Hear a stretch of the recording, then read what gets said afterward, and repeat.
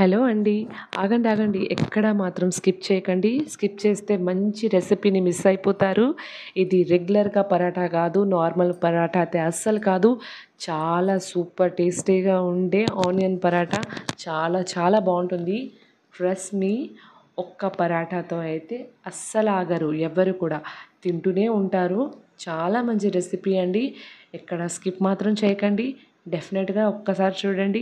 మీకు నచ్చినట్టుగా అయితే ఒక లైక్ ఇవ్వడం, అలాగే నా ఛానల్‌ని ఫస్ట్ టైం చూస్తే సబ్స్క్రైబ్ చేసుకోవడం అస్సలు మర్చిపోకండి.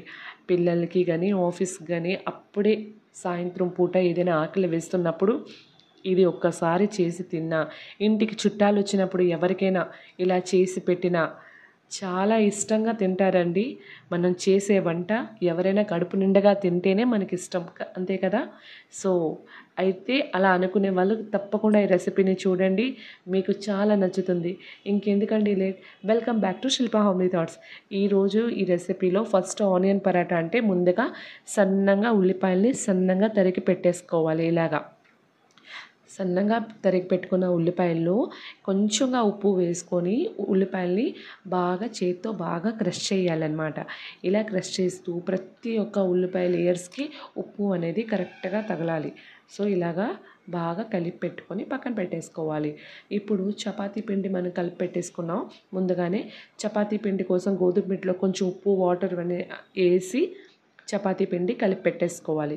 ఇప్పుడు దానికి చిన్న చిన్న ఉండలుగా చేసి చిన్న చిన్న చపాతీలుగా చేసుకుంటాం అన్నమాట. ఇలాగా ప్రతిగా మనకి కొన్ని చపాతీలు అనేది చేసి పెట్టేసుకుందాం, పక్కన పెట్టేసుకుందాం. ఇలాగ ఒక్కసారి చపాతీలన్నీ పక్కన కలిపి చేసేసుకొని పక్కన పెట్టుకుంటే మనకి స్టఫింగ్ చేసుకున్నప్పుడు చాలా ఈజీ అవుతుందన్నమాట. సో, చూస్తున్నారు కదా, 10 మినిట్స్ తర్వాత ఉల్లిపాయలన్నీను అంటే ఉప్పు వేసాం కదా! ఇలాగా 10 మినిట్స్ తర్వాత ఈ ఉల్లిపాయల్ని మన పిడికిలతో గట్టిగా పిండితే దాని లోపటున్న అంటే ఎక్స్ట్రా వాటర్ ఏదైతే ఉంటుందో అదంతా బయటకొచ్చేస్తుందనమాట. ఇలా బయటకొస్తే ఎందుకు ఇలా చేశానంటే, మనకి చపాతీలో స్టఫ్ చేసినప్పుడు ఉల్లిపాయలలో ఒకవేళ వాటర్ వచ్చేసిందంటే అప్పుడు మనకి చపాతీలనేది అంత పర్ఫెక్ట్‌గా రాదండి. సో, అందుకోసమే ఇలాగ ఒక్కసారి గట్టిగా అణిచిపెట్టుకొని వాటర్ అంతా తీసేయాలి. ఇలా వాటర్ అంతా బయటకొచ్చిన తర్వాత ఇప్పుడు మనకు స్టఫింగ్‌కి రెడీ అనమాట.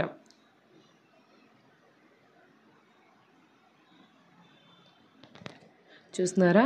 ఇప్పుడు ఈ మన పక్కన పెట్టుకున్న ఆనియన్‌లో కొంచెం కారం పొడి, అలాగే కొంచెం జీలకర్ర పొడి ఇలా వేసి 1 స్పూన్ నేను శనగపిండి వేసుకున్నాను. దీంట్లోనే ఏదైనా పికిల్ ఇప్పుడు దీంట్లో ఏదైనా మనకిష్టమైన పికిల్ వేసుకోవాలి. మ్యాంగో గానీ, టమాటో గానీ వేసుకోవాలి. కానీ ఒక్కటి పికిల్ వేసుకున్నప్పుడు మ్యాంగోలో గానీ, టమాటాలో గానీ పీసెస్ కాకుండా ఓన్లీ దాని ఆయిల్ ఏదైతే ఉంటుంది కదా! సో, అది మాత్రమే వేసుకోవాలి. పీసులు అనేది వేసుకోకూడదు. లేదా అంటే స్టఫింగ్‌లో మనకి ఇబ్బందవుతుంది. ఇలాగ మనం బాగా కలిపి పెట్టేసుకోవాలి. ఆనియన్ పికిల్ వేసుకుంటే దాని టేస్ట్ అనేది చాలా బావుంటుందన్నమాట.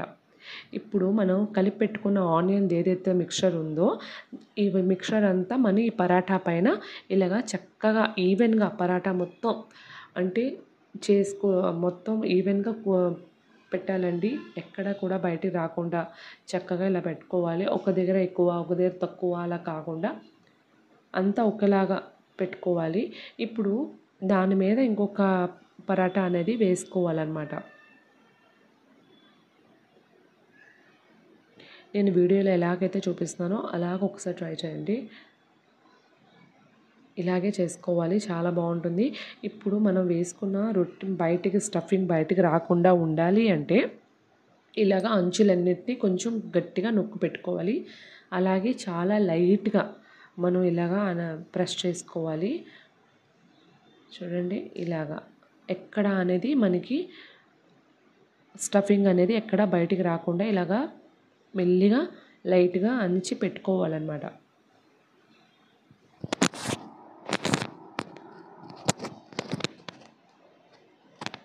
ఇప్పుడు ఏదైనా నైఫ్ తీసుకొని మన ఇంట్లో ఉన్న ఏదైనా ఒక నైఫ్ తీసుకొని ఇలాగా కట్ చేసుకోవాలండి. రొట్టెనంతాను చక్కగా కట్ చేసుకోవాలి లేయర్ లేయర్‌గా. ఇలా చేసినట్టుగా ఇలా కట్ చేస్తే మనకి పరాఠా ఏదైతే ఉందో మనకి లేయర్స్గా వస్తాయన్నమాట. లోపట మనం పెట్టిన స్టఫింగ్ ఆనియన్ దాని మీద ఇలాగా మనం చేసుకున్న పరాఠా లేయర్గా వచ్చినప్పుడు అది తింటున్నప్పుడు దాని టేస్ట్ ఎక్స్ట్రా అవుతుంది, చాలా బాగుంటుంది. ఇప్పుడు మనం ఇలా కట్ చేసుకున్నాం కదా, ప్రతి ఒక్క కట్ చేసుకున్న ఒక లేయర్ని ఇలా రోల్ చేసుకోవాలి.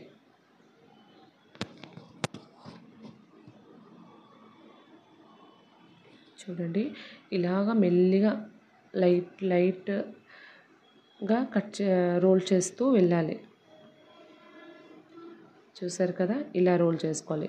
ఈ రోల్ని ఇంకో లేయర్ మీద పెట్టి దాన్ని కూడా ఇలాగా అంచులు ముందుగా పెట్టి ఇలా మళ్ళీ దాన్ని కూడా ఇలా లైట్గా రోల్ చేస్తూ వెళ్ళాలి. గట్టిగా ప్రెస్ చేయకండి, లైట్గా ఇలా రోల్ చేస్తూ వెళ్ళాలి.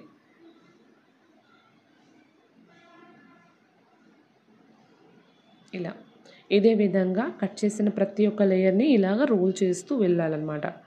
ఇలా చేసినట్టుగా అయితే మనం రొట్టె మళ్ళీ చేసుకున్నప్పుడు మనకి ఏదైతే ఉంది కదా పరాటా అనేది చాలా చక్కగా అంటే లేయర్గా వస్తుంది.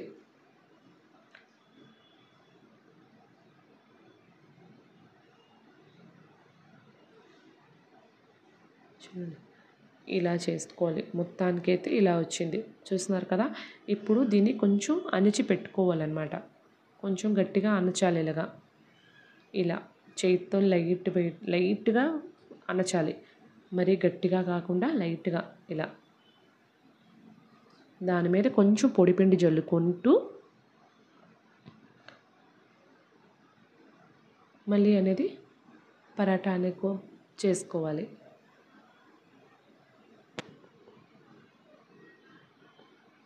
మరీ ఎక్కువగా ఫోర్స్ పెట్టకూడదు, లైట్గా మన చపాతీ కర్రతో మళ్ళీ చేసుకోవాలి. చపాతీ అనేది బాగా చేసుకోవాలి. మధ్యన పొడిపిండి జల్లుతుంటూ చేసుకోవాలి. మరీ పల్చగా కాకుండా, మరీ థిక్గా కాకుండా నార్మల్గా చేసుకోవాలి. ఇలా చూస్తున్నారా, మరీ ఎక్కువగా చేసిన ఆనియన్స్ బయటకు వచ్చేస్తుందని నేను ఇలా చేయితోనే మెల్లిగా అదుముతున్నాను. ఇలా చేసుకోవాలండి. ఇప్పుడు దీన్ని మనం కాల్చుకుందాం. ఇక్కడ పెనాన్ని బాగా హీట్ చేశాను.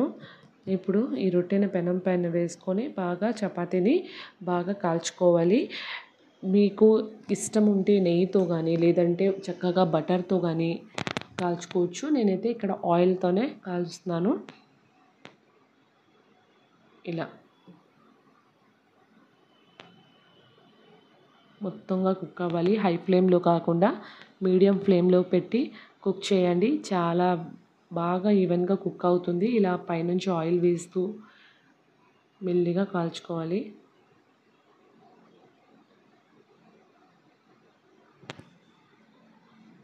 చూసారా ఎంత బాగా కుక్ అయిందో. ఇది పిల్లల లంచ్ బాక్స్లో కానీ మన హస్బెండ్కి లంచ్ బాక్స్లో కానీ పెడితే చాలా బాగుంటుంది. మీకు నచ్చినట్టుగా అయితే నా ఛానల్ని లైక్ చేసి సబ్స్క్రైబ్ చేయండి. Thank you.